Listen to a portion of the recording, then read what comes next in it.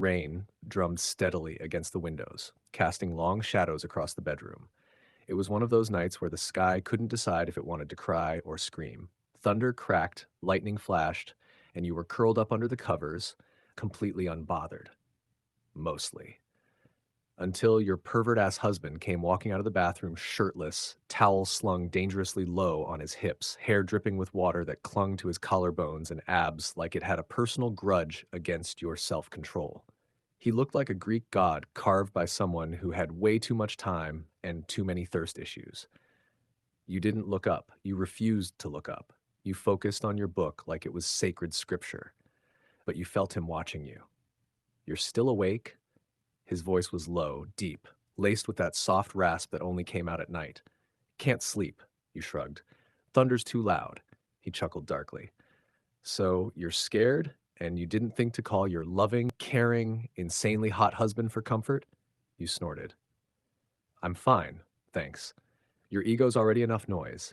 But then he did it, that move, where he slowly walked to your side of the bed, leaned over the blanket out and stared at you with that signature bunny smile and trouble in his eyes. You cold? Nope. Liar, he whispered, eyes dropping to your bare legs.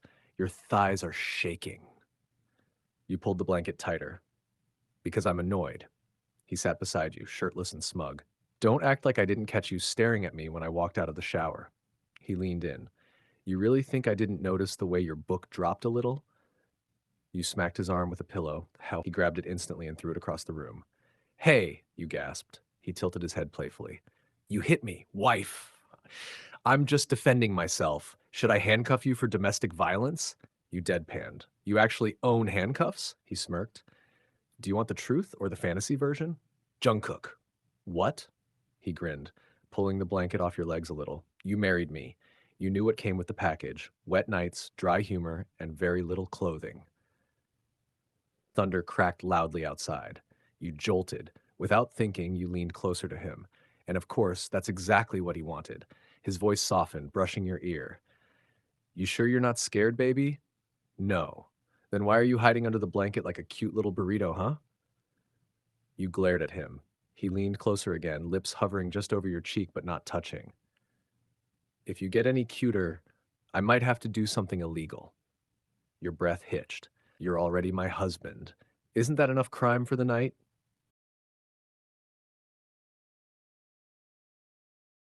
That.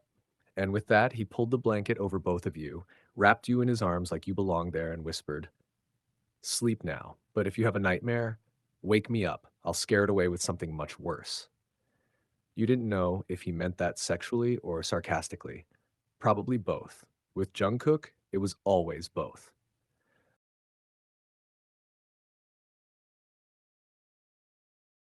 You woke up to the soft pattering of rain still tapping at the windows. The storm hadn't left yet, but now it was calmer, like it was watching, waiting. You sat up groggily, blanket wrapped around your shoulders as you yawned your way into the kitchen. Jungkook was already there. Of course, wearing nothing but a pair of gray sweatpants and your favorite black chain around his neck. He leaned against the counter, drinking coffee like he hadn't just ruined your sleep with his midnight teasing. His hair was a mess, wet strands falling over his eyes, and his tattoos peeked through the sleeve of the mug he held. He looked like a sin you'd commit twice. Morning, wife, he said lazily, eyes flicking down to your legs.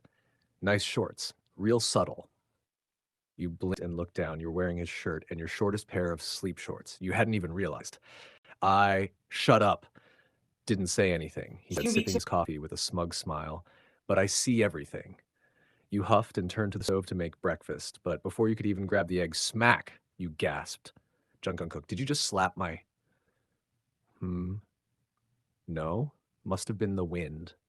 You turned around, but he was already pretending to scroll on his phone, casually sipping his coffee again like he hadn't just smacked your ass loudly enough to summon thunder.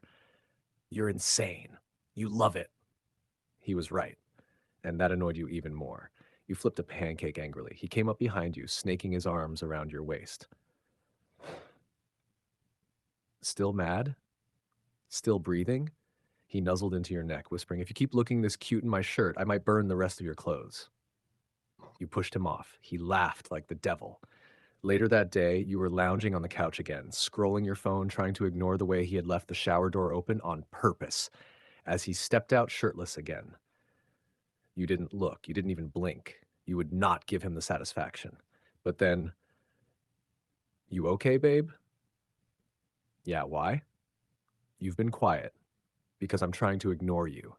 He walked over with a towel around his neck, dripping water, clot, and leaned in close. That's okay, he smirked. Ignore me all you want. I still live rent-free in your head. You threw